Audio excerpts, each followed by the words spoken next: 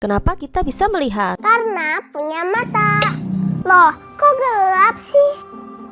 Masih bisa lihat nggak? Enggak. Kalau sekarang bisa lihat? Nah, sekarang baru bisa lihat. Katanya kita bisa lihat karena punya mata.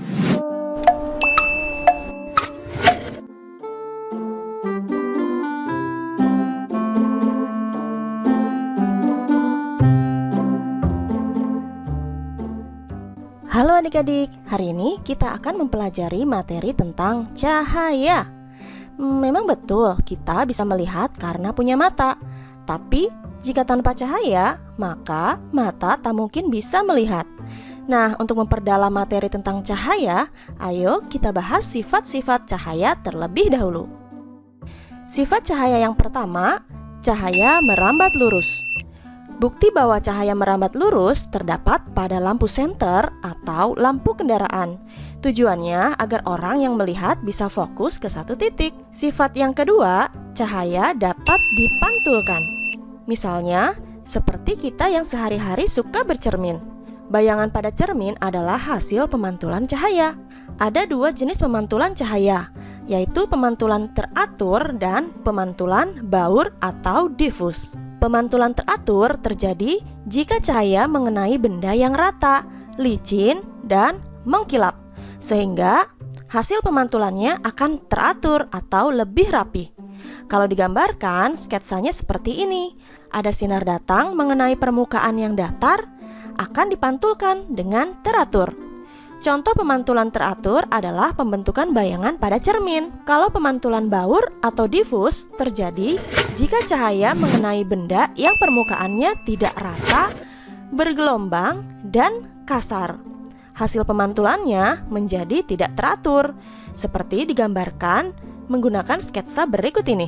Antara sinar datang dan sinar pantul tidak teratur atau acak-acakan.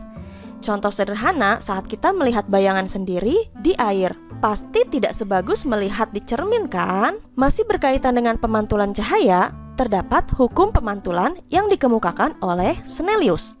Bunyi hukum pemantulan Snellius antara lain, sinar datang, garis normal, dan sinar pantul terletak pada satu bidang datar. Besar sudut datang sama dengan sudut pantul. Misalnya, jika sudut datang 30 derajat, maka sudut pantulnya pun sama 30 derajat. Sifat cahaya yang ketiga adalah cahaya menembus benda bening. Misalnya, pada percobaan berikut, cahaya dari lampu senter dapat menembus gelas, karena gelas termasuk benda bening. Selain itu, cahaya matahari pun dapat menembus kaca jendela di rumah kita kan? Sifat cahaya yang keempat adalah cahaya dapat diuraikan. Penguraian cahaya putih menjadi berbagai cahaya berwarna disebut dispersi. Contoh peristiwa penguraian cahaya ini pada saat terbentuknya pelangi. Pelangi berasal dari cahaya matahari yang berwarna putih. Saat terjadi penguraian cahaya, muncullah berbagai warna yang membentuk pelangi. Cantik ya. Sifat cahaya yang kelima adalah cahaya dapat dibiaskan. Pernah melihat pensil atau sendok jika dimasukkan ke dalam air tampak patah atau bengkok ya? Atau kolam terlihat dangkal padahal dalam. Contoh-contoh tersebut adalah peristiwa pembiasan cahaya. Pembiasan terjadi jika cahaya melalui dua medium dengan kerapatan berbeda. Ada 3 jenis medium, yaitu zat padat, zat cair, dan gas. Zat padat memiliki kerapatan lebih tinggi daripada zat cair, dan zat cair memiliki kerapatan lebih tinggi daripada gas.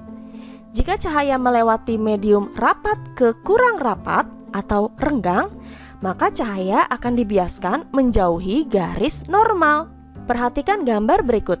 Seharusnya sinar yang datang akan lurus, tapi karena menuju medium yang kurang rapat, maka sinar bias akan bengkok menjauhi garis normal. Lain lagi kalau cahaya melewati medium kurang rapat ke rapat, maka cahaya akan dibiaskan mendekati garis normal.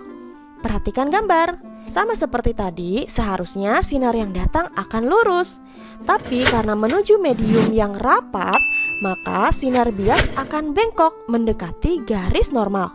Untuk mempermudah mengingat, kata kuncinya adalah Jika dari rapat ke kurang rapat atau renggang, maka merenggang. Merenggang artinya menjauhi garis normal. Dan jika dari kurang rapat atau yang renggang ke yang rapat, artinya merapat atau mendekati garis normal. Perhatikan contoh soal berikut. Manakah gambar pembiasan cahaya yang tepat? Pertama-tama kita tentukan dulu mana medium yang rapat dan kurang rapat atau renggang. Mediumnya antara udara dan air. Ingat ya, zat padat lebih besar kerapatannya dari zat cair dan zat cair lebih besar kerapatannya dari udara. Jadi, air lebih rapat daripada udara atau air rapat dan udara renggang. Kalau dilihat dari semua gambar, sinar datang dari atas atau dari udara menuju air. Artinya dari renggang atau yang kurang rapat ke rapat. Jadilah merapat. Merapat adalah mendekati garis normal. Jadi jawaban yang betul adalah yang D. Karena mendekati garis normal. Garis normal digambarkan dengan garis putus-putus yang tegak lurus dengan bidang ya. Oke deh, sampai di sini dulu ya. Sebenarnya materi tentang cahaya masih panjang. Tunggu kelanjutan di video berikutnya ya, berkaitan dengan cermin. Sampai jumpa. Kita bisa melihat karena Ada cahaya, yeay!